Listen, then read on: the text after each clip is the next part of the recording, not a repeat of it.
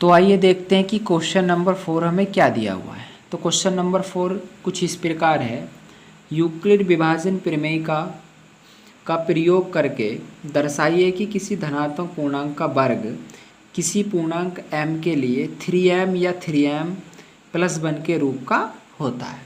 यानी इसका मतलब क्या हुआ कि हमारे पास कोई धनात्मक पूर्णांक है, ठीक है, कुछ भी मान लेंगे हम, ठीक है। तो जब हम उसका वर्ग करेंगे तो वो किस फॉर्म में आना चाहिए, 3m और 3m प्लस 1। अब यहाँ पे m क्या है, m यहाँ पे पूर्णांक का इंटीजर है, कुछ भी हो सकता है, ठीक है। तो आइए इसका सॉल्यूशन देखते हैं। सबसे पहले क्या करेंगे, इस क्वेश्चन में हम लिखेंगे माना a कोई धनात्मक पूर्णांक है। a को क्या मान लिया हमने, पॉजिटिव इंटीजर लेट कर लिया है, ठीक। तथा b बराबर 3, b बराबर क्या लिया है 3, b बराबर 3 कहाँ से लिया है, क्योंकि यूक्लिड विभाजन प्रमेय का क्या होती है, a equal B Q plus are.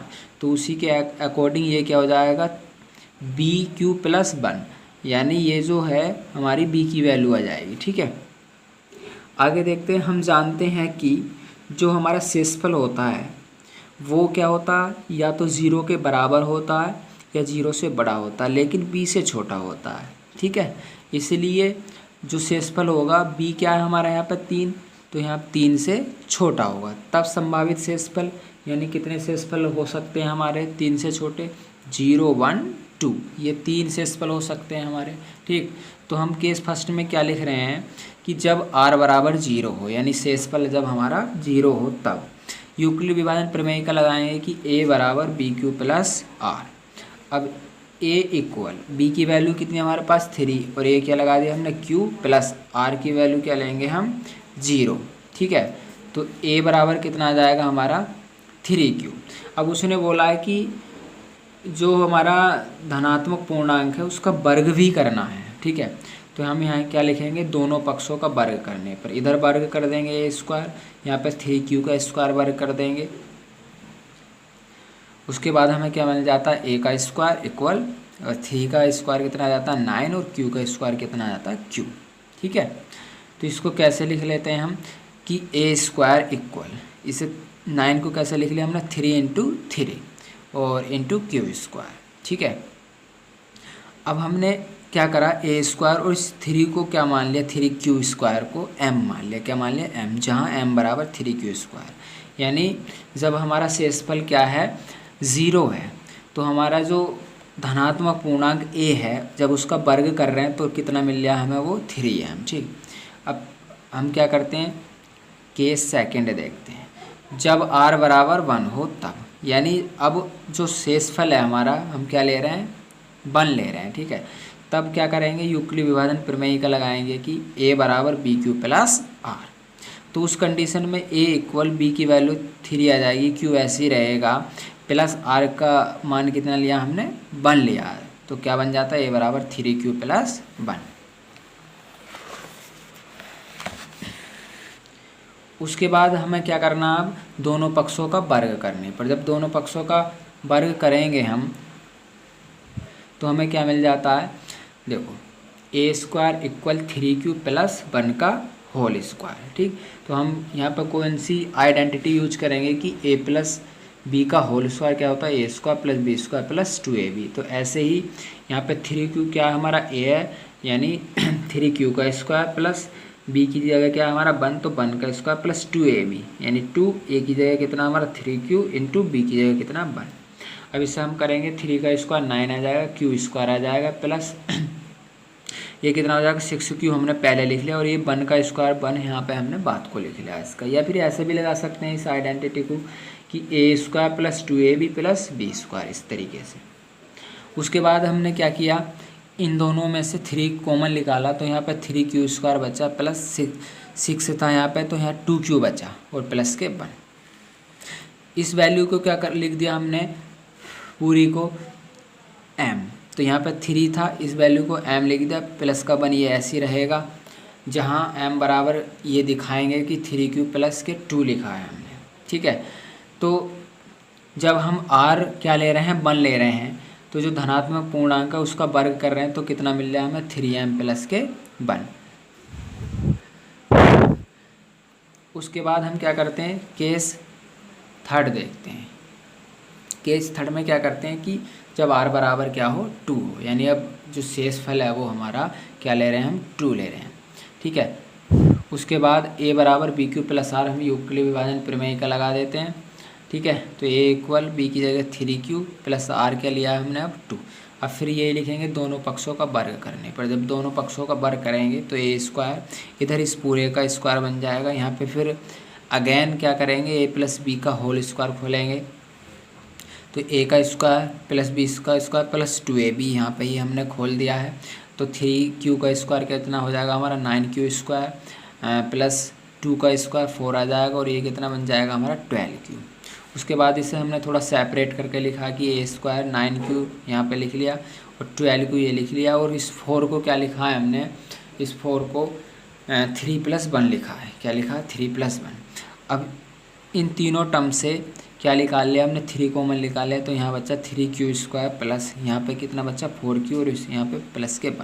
अब इस पूरे की जगह क्या लिख लिया हमने m, 3 बाहर था तो 3m ये वाला प्लस 1। ये ज़रूर दिखाएंगे कि जहाँ m बराबर 3q प्लस 4q प्लस के 1। तो हम पाते हैं कि ए स्क्वायर बराबर कितना निकल का आया हमारा 3m और 3m प्लस 1 और 3m प्लस 1, ये वैल्यू निकल का आई है हमारी। इसलिए हम कह सकते हैं कि किसी धनात्मक पूर्णांक का वर्ग जो है क्या होता है, किसी पूर्णांक m के लिए 3m या 3m प्लस 1 के रूप का होता है। यानी जो हमने a माना था, ठीक है, वो किस फॉर्म में आया, इस फॉर्म में आया, तो हम ये बोल सकते हैं कि अगर इसका वर्ग करा जाए तो वो इसी फॉर्म में मिल जाएगा हमको। ठीक है,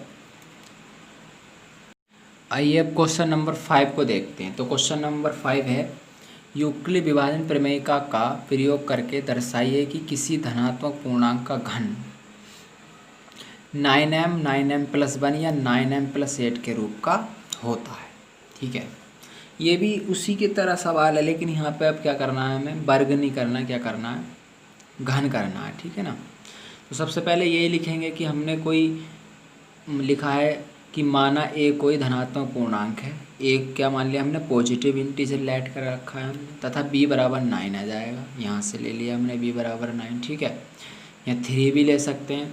हम जानते हैं कि जो r की वैल्यू होती है वो क्या होती है, या तो 0 के बराबर होती है या 0 से बड़ी होती है, लेकिन b से छोटी होती है। इसलिए जो r की वैल्यू होगी वो 9 से छोटी होगी। तब संभावित शेषफल कितने बनेंगे हमारे, कि 0 से 8 तक बनेंगे। कहाँ तक बनेंगे, 0 से 8 तक, जो कि क्या है 9 से छोटे हैं। ठीक, तो अब हम केस फर्स्ट लेते हैं। केस फर्स्ट में क्या करेंगे, जब r बराबर 0 हो तब, यानी हम r की वैल्यू क्या ले रहे हैं 0, तो हम यूक्लिड विभाजन प्रमेय का लगाएंगे कि a बराबर बी क्यू प्लस आर। तो कितना आ जाता है हमारा, a बराबर, यहाँ b की जगह 9 रख दिया, q प्लस r की जगह 0, तो a बराबर कितना आ जाता है 9q। अब हमें घन करने के लिए भी बोला क्वेश्चन में, तो घन करेंगे दोनों पक्षों का घन करने पर।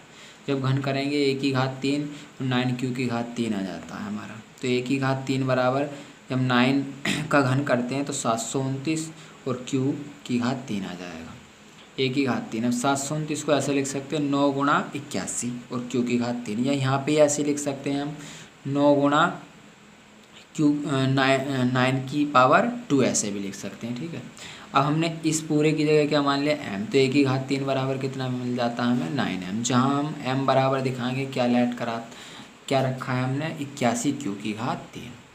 उसके बाद केस सेकंड देखते हैं। केस सेकंड में क्या करा हमने, जब r बराबर 1 हो, यानी r क्या ले लिया 1, तो a बराबर कितना आ जाएगा बी क्यू प्लस आर। यहाँ पे ये इक्वल कितना आ जाएगा, b की वैल्यू 9q और r की वैल्यू 1 आ जाएगी। अब फिर ऐसे करेंगे दोनों पक्षों का घन करने पर। अब घन कराएंगे दोनों पक्षों का,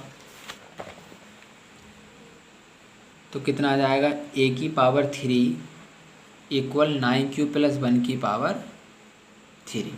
ठीक है, तो फिर यहाँ पे क्या करेंगे हम, a प्लस बी की घात 3 वाला फॉर्मूला ओपन करेंगे, तो a की घात 3 इधर ऐसे रहा, यहाँ आ जाएगा a की घात 3 प्लस बी की घात 3 प्लस 3ab और इंटू a प्लस बी।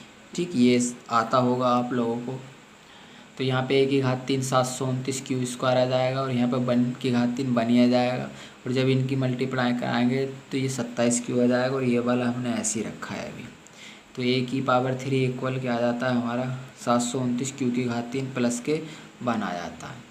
जब इसकी इससे गुणा कराते हैं 27 की 9 की 243 क्यू स्क्वायर आ जाता है कि एक क्यू ये है एक क्यू ये है, प्लस 27 क्यू की 1 से कराएंगे 27 क्यू ही आ जाएगा। उसके बाद हमने क्या करा, ये वाला ऐसे ही लिखा है, इस वाले 1 को यहाँ पे लिख लिया, इसे यहाँ लिख लिया और इसे यहाँ लिख लिया। उसके बाद 1 की घात 3 हमारा ऐसे ही चल रहा है। इसमें से क्या करा, तीनों टर्म से हमने 9 कॉमन निकाल लिया, तो यहाँ बचा 81 क्यू की घात 3 प्लस यहाँ बचा 27 क्यू की घात 2 प्लस यहाँ बचा 3 क्यू प्लस ये 1। अब इस पूरे की जगह क्या ऐड कर लिया हमने m, तो ये आ जाता है 1 की घात 3 बराबर 9m प्लस 1, जहाँ m बराबर क्या है 81 क्यू की घात 3 प्लस 27 क्यू की घात 2 प्लस 3 क्यू। उसके बाद हम केस थर्ड लेते हैं, तो केस थर्ड में क्या करेंगे, r बराबर 0 हो तब, तो a बराबर B Q plus R, Euclid division lemma लगा दिया हमने यहाँ पे, तो a इक्वल कितना आ जाएगा, b की जगह 9 और q प्लस r की जगह 2 आ जाता है। अब क्या करेंगे, दोनों पक्षों का घन कराने पर, फिर दोनों पक्षों का घन करेंगे, तो a की घात 3 इस पूरे का घन करेंगे 9q प्लस 2 का घन आ जाएगा। ठीक है, अब फिर दोबारा से प्लस b की घात 3 वाला फॉर्मूला खोलेंगे, a की घात 3 प्लस b की घात 3 प्लस 3ab, ठीक है, और इंटू q प्लस क्या आ जाएगा हमारा 2 यानी a प्लस बी। इसका वर्ग ये आ जाता 729 घन 729 क्यू की घात 3 प्लस 2 का घन कितना आ जाता 8, और ऐसे ही इसका मल्टीप्लाई कराएंगे, ये आ जाएगा, ये ऐसे ही रखा। उसके बाद ये ऐसे ही रखा, a की घात 3 बराबर में चल रहा है, इसके अंदर मल्टीप्लाई करा दी 486 क्यू स्क्वायर आ जाता है, और इसकी इससे कराएंगे 108 क्यू आ जाता है हमारा। उसके बाद हमने इसे ऐसे ही रखा, ये वाला यहाँ लिख लिया, ये वाला यहाँ, और इस 8 को यहाँ पर ले गए। ठीक है, यहाँ से तीनों टर्म से 9 कॉमन निकाल लिया, तो यहाँ बचा 81 क्यू की घात 3 plus 54 q square plus 12 Q plus 8। अब इस पूरे की जगह m रख लिया, तो a की घात 3 बराबर 9m प्लस 8, जहाँ m बराबर 81 क्यू की घात 3 plus 54 q square plus 12 q आ जाता है। तो हम लिख सकते हैं अब इसे, अतः किसी धनात्मक पूर्णांक का घन 9m प्लस 1 या 9m प्लस 8 के रूप का होता है। यानी कोई भी धनात्मक पूर्णांक हो, अगर उसका तुम घन कर रहे हो तो वो इसी फॉर्म में आएगा। ठीक है, आई होप आपको ये समझ में आया होगा। Thank you so very much for watching the video.